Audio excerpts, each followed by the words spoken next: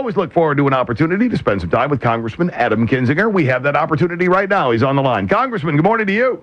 Hey, good morning. What's going on? Oh, man, what isn't going on? Man, where do you want to start? We'll just throw something out randomly. Like, could you in a thumbnail tell us everything that's going on in Iraq? Look, I got to tell you, this is, okay, so let's be very clear about something. Everybody talks about, what's the worst case scenario in the Middle East. What you're watching happen right now is the worst case scenario. I frankly can't imagine a worst case without, maybe loose nukes or something. But this is the worst case scenario. ISIS is a very bad organization. ISIS makes Al-Qaeda look really kind. And what we're seeing is the establishment by ISIS at this point of a caliphate in the Middle East. This is a expansion of ISIS out of Syria. The Syria-Iraq situation is now linked. And this stems from a president of the United States that pulled all the residual troops out of Iraq in 2011. Think about this. Harry Truman, at the end of World War II, everybody they throw around this idea of war fatigue, and they talk about the military as if the military is some wounded puppy now that just needs to be cuddled. The military, our military, is a fierce, intense military that's ready to kill America's enemies when we need to. So this idea about America's military being fragile, you hear somebody, I think Nancy Pelosi the other day called us precious. And but then you look at, after World War II, had Harry Truman said, you know what, American people, I know you're fatigued of war. I mean, you lost a couple 100,000 of you. We're not going to leave a residual force in Europe because Russia's Europe's problem now. Can you imagine? Russia would be twice the size that it is. So we need leaders that aren't going to stand in front of the American people and just tell them, I know you're tired, but stand in front of the American people and say, I know you're tired, but this is an existential threat to the United States and our way of life. Well, there's a difference between politics and doing what's right. Right. And this president's foreign policy has been based on looking at American polls. You cannot look at domestic polls when deciding foreign policy because all you're going to do is it's like a dog chasing his tail. Leadership is looking to the American people to say what to do. The American people are looking to leaders to say, what do we need to do internationally? And you're in this vicious circle, and meanwhile, ISIS takes over the entire Middle East. Congressman Adam Kinzinger with us here, Riley and Scott on WROK. You've called for airstrikes in Iraq. The president says that's under consideration. What would be the target? What would be the intended effect of airstrikes in Iraq? Well, let me say this. ISIS took over Fallujah 6 months ago. And we're acting like, and the president's acting like, we woke up a week ago and found out that there was this group called ISIS and they were marching into Iraq. We knew about this. So when the president says, he's going to consult with his national security team after he golfs this weekend and come up with some options, he should have been doing this 5 or 6 months ago. A lot of us, I called for airstrikes back in January. A lot of us were warning that this exact thing was going to happen. The purpose of airstrikes, look, I'm not going to sit here and tell you, if we do airstrikes, that's the end of the war, it's the panacea. I don't know that. But what I do know is that right now you have a very terrible organization leaving a lot of headless bodies in its wake that is on the doorstep of Baghdad. And if the Iraqi state falls, if Baghdad collapses and the government falls, you will have, best case scenario, complete lawlessness in terms of militias. Worst case scenario, complete lawlessness. And so our best opportunity to preserve the Iraqi state and then deal with the political question later is, I think, airstrikes to stop the advance of ISIS. Can you do it right in the middle of cities? Well, we basically neutered our intelligence apparatus when we left, so that's tough. But you know what? When they're in the middle of interstates going from town to town, every one of them should be take a missile in the front of their vehicle.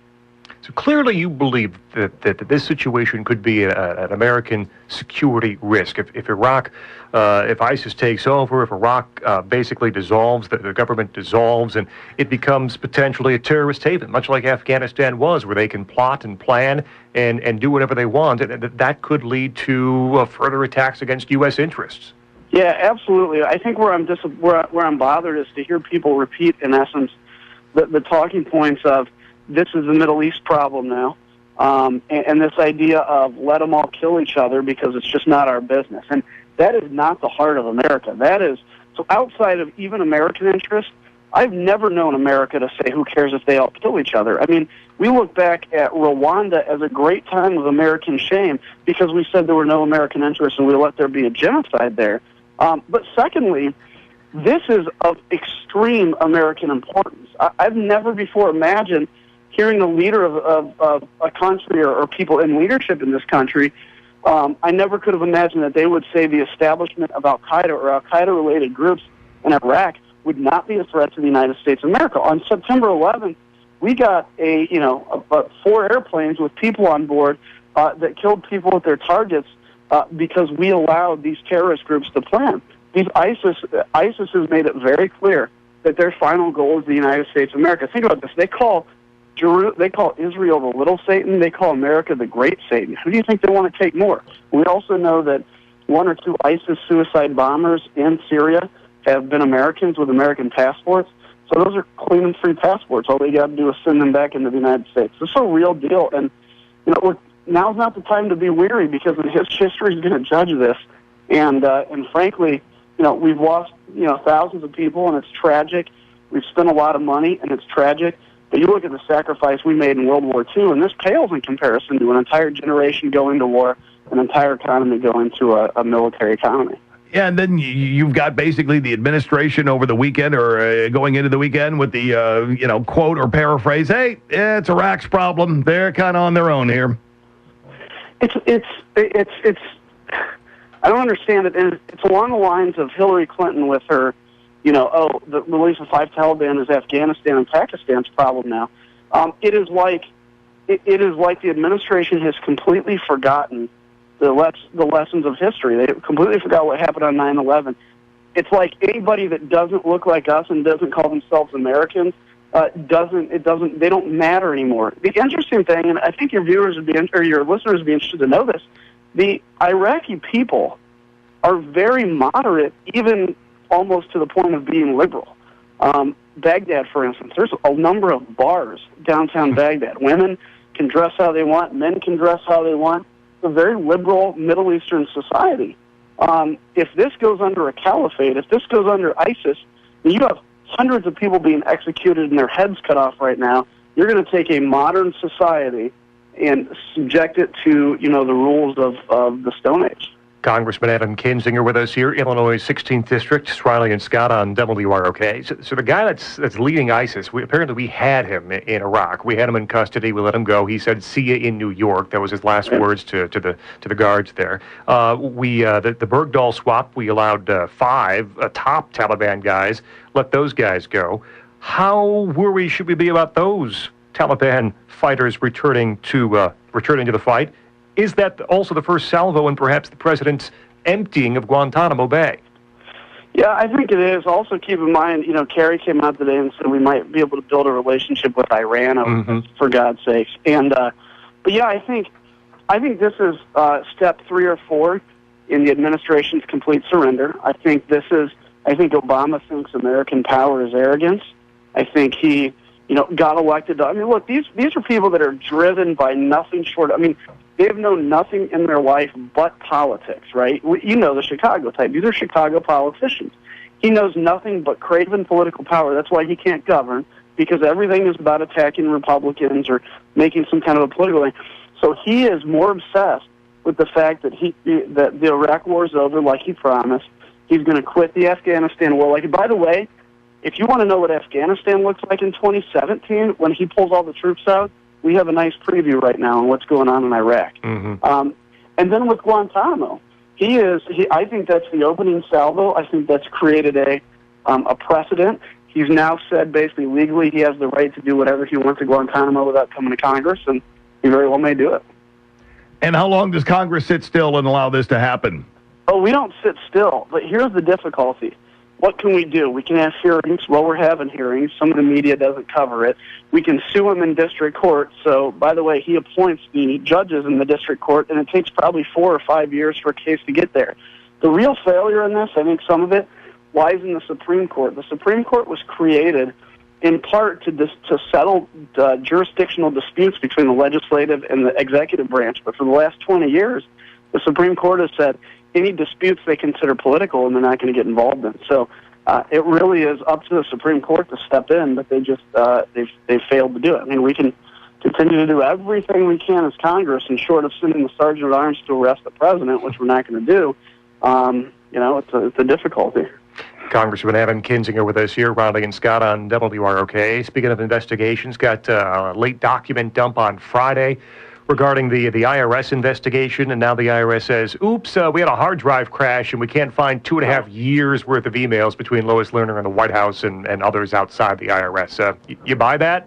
No. Anybody really buy it? I mean, to think that the government, okay, maybe you had a hard drive crash. Isn't that stuff? I mean, look, I'm not a computer expert, trust me. Right after college, I sold hardware stuff, but I still don't really know much about it. But don't you back that stuff up? I mean, would you have an EMP go off, at the IRS? I mean, and then you just found this out. You didn't find this out right when we subpoenaed this. You just found it out. Look, this is Watergate tapes. That's what this is now. How far do we go with this will be the question, but this is, nobody's buying this. Plus, couldn't you just call the NSA and say, hey, listen, I know you guys got a copy of that. Could we have that, please? If the NSA collected that, maybe you could. Congressman Adam Kinzinger with us here for a couple of more minutes. It's Riley and Scott on WROK. Why don't we spend a few minutes on what's happening in the House, the leadership fight. Votes coming up on Thursday after Eric Cantor's lost last week in the primary. You're close to Eric Cantor. You're close to Congressman McCarthy, too, who looks like he might be the new majority leader. What do you make of Eric Cantor's loss of the primary by 11 points? This was a shock to many who watch, and especially the margin of victory perhaps. What do you take away from that race? Yeah, it was funny because I saw a headline on I don't know, Politico or something that said, your theory about Eric Cantor is wrong. So that was the headline. And so, look, it's hard to tell. I mean, I think it's a number of issues that came together. Look, there's a very anti-incumbent feeling in Washington. There's this idea that Eric Cantor represents, a lion that can be slayed. Look, he is actually probably among the top 10% of most conservative members of the House of Representatives. So I think this idea that this was some Tea Party insurgency, I'm not fully buying. Now, there's probably some Tea Party dissatisfaction. The National Tea Party special interest groups did not get involved in this race at all. So I think it's a number of things that came down to it. But look, at the end of the day, leadership, if you're in leadership, it's tough because you have this pressure with all this campaign money situation. You're out fundraising. You're traveling for candidates. Every weekend you're going to go on the road. I mean, he hit 5 or 6 events a weekend for different candidates. And at the end of the day, there's only one of you in 24 hours in a day. And so, I think he probably wasn't getting back to his district as much as he could have. Now, I want to be very clear about something. We are in the majority right now because of Eric Cantor and because of his vision on the Young Guns program. There's this attempt to redefine history as, Eric Cantor's some leadership sellout and rhino. If a guy like Eric Cantor is a rhino or a Republican in name only, we're not going to get but 10% in the next national election because, but he is very responsible for building our House majority. He'll be very successful, and he's going to go on and be fine. The majority leader race, the votes on Thursday, Kevin McCarthy looking to move up from majority whip. I believe you're on the record saying you will support him. Why will Kevin McCarthy be a better majority leader than perhaps Pete Sessions, who dropped out of the race on Friday? Raul Labrador from Idaho is in the race right now. Why will Kevin McCarthy make a better majority leader than those two other candidates?